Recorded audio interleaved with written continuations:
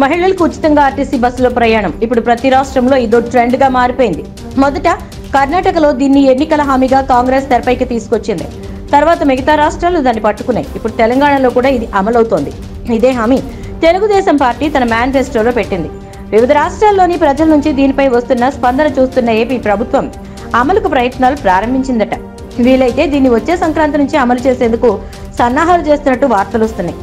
దీనిపై అధికారులు రహస్యంగా అధ్యయనం చేస్తున్నారని టాక్ నడుస్తోంది.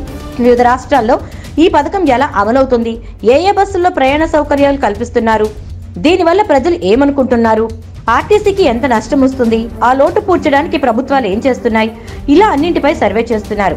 రాష్ట్ర వ్యాప్తంగా ఆర్టీసీ బస్సుల్లో ప్రయాణించే వాళ్ళు ఎందరు, వారిలో మహిళలు ఎంతమంది ఉంటారు, విద్యార్థులు ఎంతమంది ఉంటారు, ఇలా అన్ని వివరాలను అధికారులు తీసుకుంటున్నారు. ఒకవేళ మహిళలకు ఉచిత ప్రయాణం స్కీమ్ అమలు చేస్తే ఆర్టీసీకి భారీగా ఆదాయం పడిపోనుందని, దాన్ని ప్రభుత్వం ఎలా భర్తీ చేయనుందో కూడా లెక్కలు వేస్తున్నారు.